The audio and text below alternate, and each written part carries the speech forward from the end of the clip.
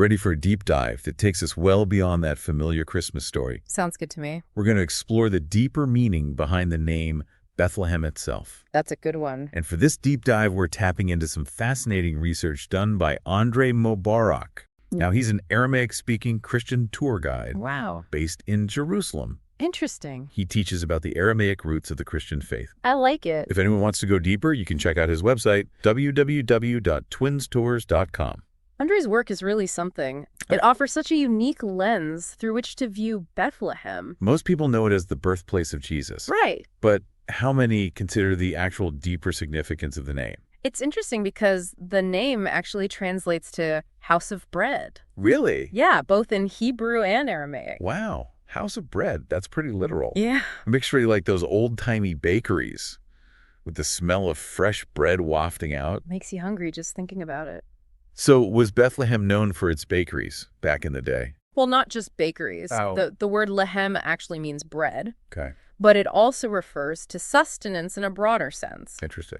Bethlehem was renowned for its fertile land and abundant grain production. Okay. It was a place associated with provision and nourishment. So like the breadbasket of the region. Exactly. Okay. This agricultural abundance aligns perfectly with its name. Think about the Old Testament story of Ruth and Boaz. Yeah. That unfolds in the fields of Bethlehem. It highlights God's providence and Bethlehem's historical role in providing sustenance. So even before Jesus was born, Bethlehem had this reputation for providing for people's needs. Absolutely. Wow. And to understand the full significance of this, we need to step into the cultural context of first century Judea. Okay. Imagine a world where bread was at the heart of every meal. Okay. It wasn't just food. Right. It was a symbol of God's care. A reminder of his provision. Sharing bread was an act of fellowship and gratitude. It's fascinating how something we take for granted today held such deep meaning for them. It really is. But this is where the connection to Jesus gets really interesting, right? Yeah. He's born in the house of bread. Right. And then calls himself the bread of life. It seems almost too perfect to be a coincidence. That's the intriguing part. Yeah. In John 6.35, Okay. Jesus declares, "I am the bread of life." I remember that. And in Aramaic, that phrase, lehem dihei, Lehem dihei. yeah, it points to a deeper meaning of bread. Okay. Not just physical nourishment, Yeah. but a source of eternal life. So it's like a double meaning, Yes, both literal and spiritual. precisely. Got it. And for Aramaic-speaking Jews, this connection between Bethlehem and the bread of life wouldn't have been lost on them. No. It would have resonated deeply with their understanding of God's provision and the Messianic hope. Okay, so let's unpack that a bit. Sure. We know Bethlehem was also the city of King David, and the Messiah was prophesied to come from his lineage, right? You're right. Okay. David, the shepherd king, Yeah. was a powerful symbol of provision and protection for his people. Okay. And just as David provided physical sustenance and security, Jesus, his descendant, would offer spiritual sustenance and eternal life. That's a fascinating parallel. It is. So we have this town named House of Bread that's known for its abundance, connected to King David. Right. And then Jesus is born there and calls himself the bread of life. It's amazing. Like all the pieces fit together perfectly. It really does paint a compelling picture, That does. doesn't it? Yeah. And it gets even more profound when we consider where Jesus was laid after his birth. Where was that? A manger. Wait, a manger? What's so special about that? Well, in Aramaic, manger actually means feeding trough. Oh, okay. So the bread of life, who will ultimately offer himself as spiritual nourishment for all humanity, is a place where animals are fed. Wow. The symbolism is quite striking. I never thought about it that way. Yeah, It's like every detail adds another layer of meaning to the story. it does. And speaking of details, you mentioned the Messianic hope earlier. I did. How did Aramaic-speaking Jews understand the Messiah's role? What were they expecting? That's a great question. Well, in the Aramaic tradition, the Messiah wasn't just seen as a political liberator. Oh, He was expected to be a spiritual leader who would restore God's people right. and provide for their needs. Provide for their needs how? Both physically and spiritually, someone who would nourish their souls, so to speak. So in a way, the bread of life concept fits perfectly into that expectation. Precisely. It's like Jesus was fulfilling a deeply ingrained hope within their culture. Right. And remember, for Aramaic-speaking Jews, the name Bethlehem itself was already imbued with that sense of provision and nourishment. So the fact that the Messiah was born in the house of bread would have resonated with them on a profound level. Wow, this is giving me a whole new perspective on the Christmas story. It's really fascinating, isn't it? Yeah, it's like we're peeling back layers of meaning that I never even realized were there. There's still more to uncover. Oh, really? Yeah, think about this. The shepherds who were the first to witness Jesus' birth were likely Aramaic speakers themselves. That's right. They would have understood the symbolism of Bethlehem and the bread of life on a much deeper level than perhaps we do today. They were just simple shepherds tending their flocks. Yeah.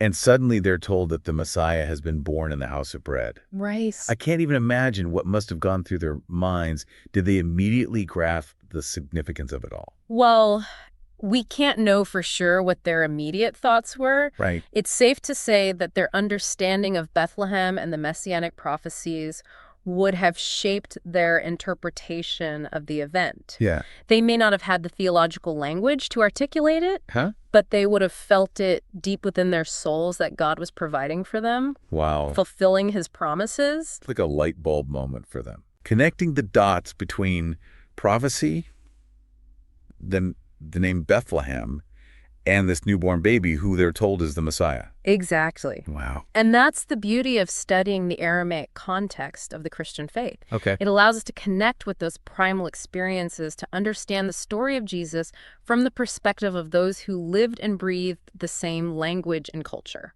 It's almost like stepping back in time and experiencing the story with fresh eyes. It is. I do have a question, though. Okay, what's that? As Christianity began to spread beyond those Aramaic-speaking communities, how much of this deeper meaning got lost in translation, so to speak?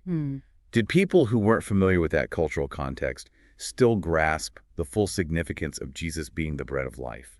That's a really insightful question. Thanks. As the Gospels were translated into Greek and Latin, Christianity spread throughout the Roman Empire. Right. Some of the nuanced connections to the Aramaic language and culture might have become less apparent. So some of that deeper symbolism could have been diluted over time. Potentially. However, the core message of Jesus being the source of life, the one who nourishes and sustains us, remains central to the Christian faith. Regardless of language or cultural background. Regardless of language or cultural background. Okay, so even though we might not all speak Aramaic or fully grasp all the cultural nuances, that this is the essential message of Jesus as the bread of life still holds true for us today. Absolutely. Wow. And it's a message that resonates deeply with our human experience. Okay. We all long for nourishment, for fulfillment, for something that sustains us beyond the physical realm. That makes me think about the Last Supper, where Jesus breaks bread and says, "This is my body." Yeah. Did that event have a special resonance for Aramaic-speaking Christians, given their understanding of Bethlehem and the bread of life? You're hitting on a key point. Yeah. For those steeped in the Aramaic language and culture, the Last Supper would have been incredibly powerful. The act of breaking bread, already so central to their understanding of fellowship and God's provision, takes on an entirely new dimension, with Jesus declaring himself to be the bread that gives life. So it's like all those layers of meaning we've been discussing. Right. The name, Bethlehem, the bread of life, metaphor, the cultural significance of bread, all converge in that one profound moment. Precisely. Wow. And understanding the Aramaic context allows us to appreciate the depth and richness of that symbolism in a way that might otherwise be missed. It's truly remarkable how something as simple as a name can unlock so much understanding. It is. And it makes me appreciate how language and culture shape our perceptions, our beliefs, even our understanding of spiritual truths. Couldn't agree more. Yeah. And that's what makes exploring the Aramaic roots of Christianity so fascinating. Totally. It offers us a fresh lens through which to view familiar stories and teachings, enriching our faith and deepening our connection to the message of Jesus. I feel like we've been on a real journey of discovery today. Me too. We started with the name Bethlehem and ended up exploring the cultural significance of bread, the Messianic hope, and the profound symbolism of the Last Supper. It's been quite the deep dive, hasn't it? It has. And there's still so much more to explore. I bet. But for now, let's take a moment to reflect on what we've learned. Okay. How has this exploration of Bethlehem and the bread of life impacted your understanding of Jesus and his message? Yeah, it really has been quite a journey. I have to admit, before this deep dive, I never considered the name Bethlehem to be anything more than a place on a map. Yeah, I get that. But now I see it as a powerful symbol a reminder of God's provision and the way Jesus nourishes us both physically and spiritually. That's a beautiful takeaway, and it speaks to the power of exploring these ancient roots. It really does. It's like we're uncovering hidden layers of meaning within the story of Jesus. Yeah, exactly. We've talked a lot about how Aramaic-speaking Jews would have understood these concepts. But what about the early Christians who came after?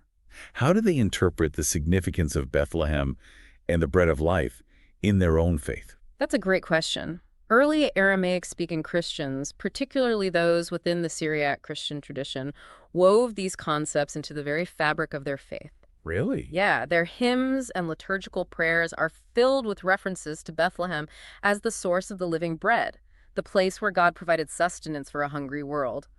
So it wasn't just a historical fact for them. It was a central theme, a core belief that shaped their understanding of who Jesus was and what he came to do. Exactly. For them, Jesus being born in the house of bread wasn't merely a coincidence. Right. It was a powerful affirmation of his identity as the one who nourishes and sustains us. It makes me think about how they lived their lives. Their world revolved around agriculture, around providing for their families, around the very real experience of depending on God for their daily bread. Exactly, and that everyday reality infused their faith with a depth and richness that we can only begin to imagine. For them, the story of Jesus wasn't abstract or distant. It was woven into the fabric of their lives. Wow, they could see the connection between the physical act of baking and sharing bread and the spiritual reality of Jesus offering himself as nourishment for their souls. And that connection comes alive in the writings of early Syriac theologians. Like who? Ephraim the Syrian, for example, beautifully describes Bethlehem as the house that offered the living bread to a starving world. Wow, that's such a vivid image. It captures the essence of what we've been exploring, this idea of Bethlehem, the humble house of bread, becoming the source of spiritual sustenance for all humanity. It's a reminder that the Christian message transcends language and culture, no matter where we come from or what language we speak. We all hunger for something more, something that nourishes us on a deeper level. And that's what Jesus offers us. Yeah. He's the bread of life, the source of true fulfillment and lasting satisfaction. Beautifully said. This deep dive has truly been an enriching experience.